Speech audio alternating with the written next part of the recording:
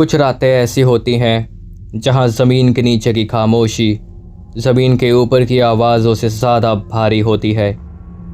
कुछ नाम ऐसे होते हैं जो सिर्फ कब्रिस्तान में लिए जाते हैं, और अगर उन्हें गलत तरीके से पुकारा जाए तो मौत जवाब देती है।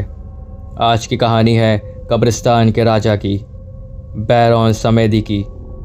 वोडू परंपरा में बैरोन समेदी मौत का गेटकीपर माना जाता है। काला कोट, टॉप हैट, काली आंखों के गड्ढे और होठों पर हमेशा एक अजीब सी हंसी। वो कब्रिस्तान का मालिक है। कहा जाता है जब किसी की मौत लिखी होती है तो सबसे पहले वो उसका नाम जानता है। लेकिन वो सिर्फ मौत देता नहीं, कभी कभी वो मौत को रोक भी लेता है, बस एक कीमत पर। उत्तर भारत के एक पुराने कब्रिस्तान में, जहां आधी कब्रें झुकी हुई हैं और आधे नाम मिट्टी में घुल चुके थे, आरव 30 साल का, ऑकल्ट फोरम्स और ब्लैक मैजिक मैन्यूस्क्रिप्ट्स का दीवाना। उसकी माँ आईसीयू में थी। डॉक्टर्स ने हाथ खड़े कर दिए थे, और जब इंसान उम्मीद और डर के बीच फंस जाता है तो वो सबसे खतरनाक फैसले लेता है। आरव ने डिसाइड किया वो बैरोन समेदी को बुलाएगा, मौत के राजा से मौत को रोकने के लिए। रात 2:45 पर कब्रिस्तान के बीचों बीच एक नई खोदी हुई कब्र के पास आरव ने काला रम, 9 लाल मिर्च, एक काला मुर्गा और एक सफ़ेद चौक से बनाया क्रॉस। उसने टॉप हैट पहनी हुई थी और ब्लैक कोट डाला हुआ था, क्योंकि कहते हैं बैरोन को उसकी तरह कपड़े पहनकर बुलाना पड़ता है। हवा ठंडी हो गई और फिर आरव ने पहली लाइन बोली, बैरोन समेदी की। पहली बार कुछ नहीं, दूसरी बार दूर कहीं से हंसी की आवाज़ आई, और तीसरी बार ज़मीन के नीचे से नॉक करने की आवाज़, जैसे कोई कॉफिन के अंदर से नॉक कर रहा हो।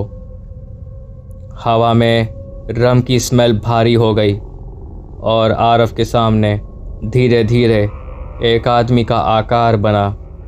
काला कोट पहने, टॉप हैट पहने, चेहरे पर स्कल जैसे पेंट, और वो हंसी। बैरोन समेदी खड़ा हुआ था। बैरोन समेदी ने कहा, तू मौत को रोकना चाहता है। आवाज़ सीधा उसके दिमाग में गूंजी। आरव घुटनों पर गिर गया और कहा, हाँ, मेरी माँ को बचा लो। लंबी खामोशी थी, फिर वो हंसी और तेज़ हो गई।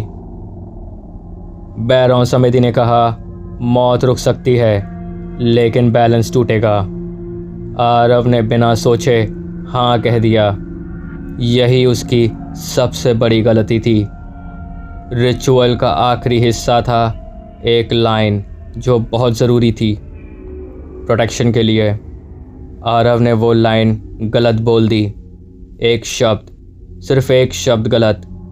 ज़मीन हिलने लगी, कॉफिन के नॉक रुक गए और बैरोन की हंसी बंद हो गई। उसने धीरे से कहा, मैंने तेरी माँ को छोड़ दिया, अब तू मेरा है। अचानक आरव ने महसूस किया जैसे कोई उसके अंदर घुस चुका हो। उसकी आंखों के सामने अंधेरा छा गया। सुबह हॉस्पिटल से कॉल आया। आरव की माँ स्टेबल थी। डॉक्टर्स हैरान थे, लेकिन कब्रिस्तान के केयरटेकर ने पुलिस को कॉल किया था और कहा, एक आदमी मिला है नई कब्र के पास, टॉप हैट पहने हुए, आंखें खुली, सांस भी चल रही थी, लेकिन वो बोल नहीं रहा था, सिर्फ हंस रहा था, बिल्कुल वैसे ही जैसे बैरोन समेदी हंसता है। कब्रिस्तान के राजा से डील करना आसान है, शर्त मान लेना और भी आसान, लेकिन मौत कभी फ्री में नहीं आती। अगर आज रात आप किसी कब्रिस्तान के पास से गुजरे और अगर हवा में रम की स्मेल आए और दूर से कोई हंसी सुनाई दे, तो याद रखिए हो सकता है किसी ने मौत को रोकने की कोशिश की हो, और हो सकता है किसी ने अपनी जगह दे दी हो।